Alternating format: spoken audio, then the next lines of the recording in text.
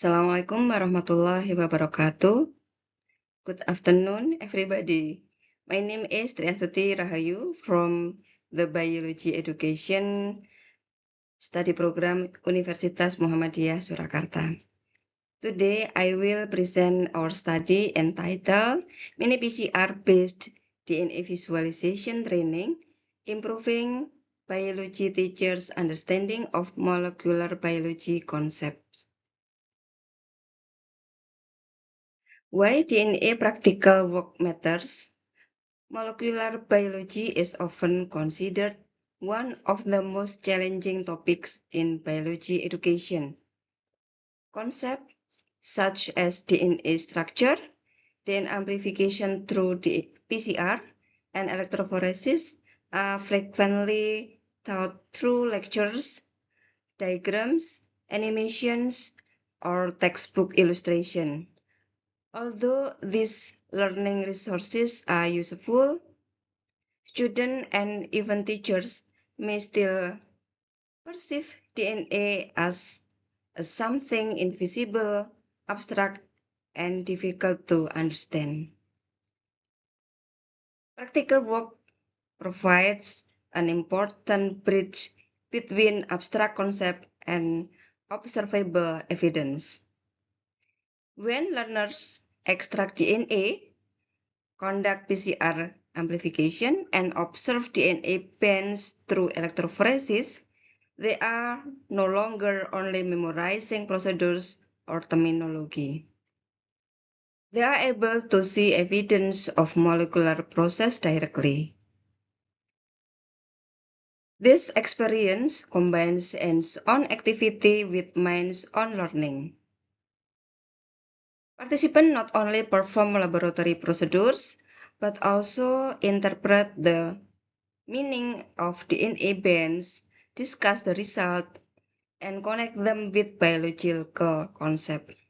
Therefore, DNA practical work can support a more meaningful learning process by linking concept, procedure, evidence, and classroom application. Many schools still have limited access to molecular biology practical activities because of equipment, reagent, time, and teacher confidence. Portable technologies such as mini PCR and gelato electrophoresis may offer a simpler and more accessible solution. Therefore, the study examined whether hands-on DNA visualization training could improve biology teachers' understanding of DNA, PCR, and electrophoresis. Training design. The training was designed as a one-day learning experience that integrated conceptual understanding, laboratory practice, evidence interpretation, and reflection. The activity began with an introduction to the concept of DNA structure, DNA replication, PCR, and electrophoresis. After that, participants conducted simple DNA extraction using easily available biological materials, including pineapple, mung bean sprouts, banana, and mango. The extracted DNA was then amplified using mini PCR with ITS primers. This step allowed participants to understand how a specific DNA region can be copied through thermal cycling. The next, participants visualized the DNA using portable gelato electrophoresis. Through this process, they were able to observe DNA bands directly and discuss what the band represented.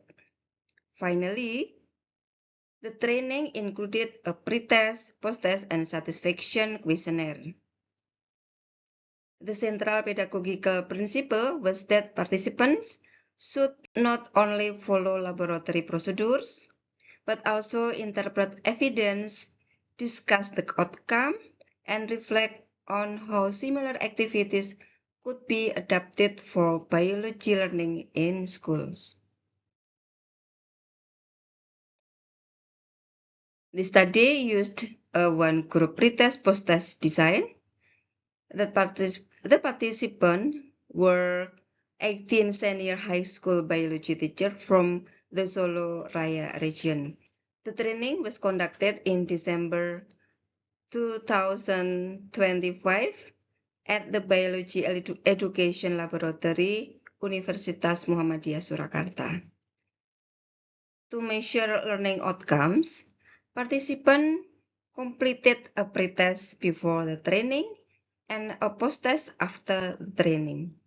We also used a satisfaction questionnaire to evaluate participant perception of the material, practical activity, facilitator guidance, facilities, and the overall training experience. The data were analyzing using descriptive statistic, per-t-test, Wilcoxon analysis, and Cohen's dz effect size. The outcome indicators included changes in mean scores, gain scores, individual learning patterns, statistical significance, effect size, and participant satisfaction. We have many results. The first result, understanding improved. The average score increased after the training. The mean pretest score was 62.22, while the post-test score increased to 73.33. This represents an average gain of 11.11 point. This result suggests that direct experience with DNA extraction, PCR, and electrophoresis supported participant understanding of molecular biology concept.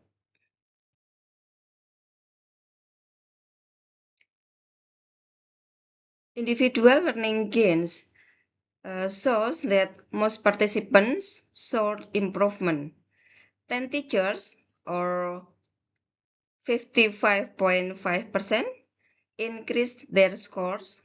4 participants had unchanged score, while 4 teachers showed lower scores.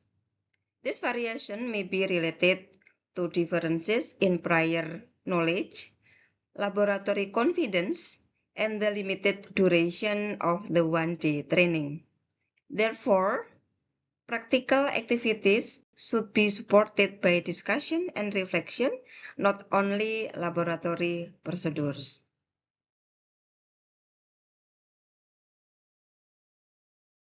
Statistical meaning. The per-t-test showed that the improvement was not statistically significant at the 5% level, with T17 degrees of freedom equals 2.01 with a p-value of 0.061. However, the effect size was moderate, with Cohen's dz equals 0.47. This indicates that the training still had meaningful educational value, especially by providing teachers with direct experience of DNA visualization.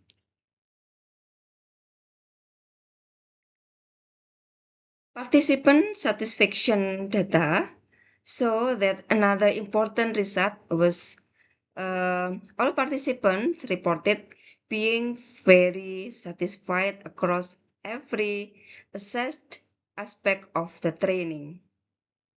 This included satisfaction with the delivered material, the DNA visualization practice, facilitator guidance, facilities and equipment, and the overall training experience. Each aspect received an average score of 5 out of 5. This finding suggests that the training was not only educationally meaningful, but also engaging and well received by the participant. The real-time visualization of DNA appeared to make molecular biology more concrete, memorable, and interesting. For teachers, this type of experience is important because it can increase not only knowledge, but also motivation and confidence to introduce more contextual molecular biology learning activities in school. For future training, should include more guided reflection after each practical session. Follow-up mentoring is also important to help teachers adapt DNA visualization activities into lesson plans and school practice. In addition, pre-laboratory videos or guides may help participants prepare before the training and use the practical session more effectively. In conclusion, hands-on DNA visualization improved teacher conceptual understanding and practical experience, while mini PCR and gelato made molecular processes observable and pedagogically meaningful, and we hope this approach can support more contextual and engaging biology education in schools. I think it's all, and thank you. Wassalamualaikum warahmatullahi wabarakatuh.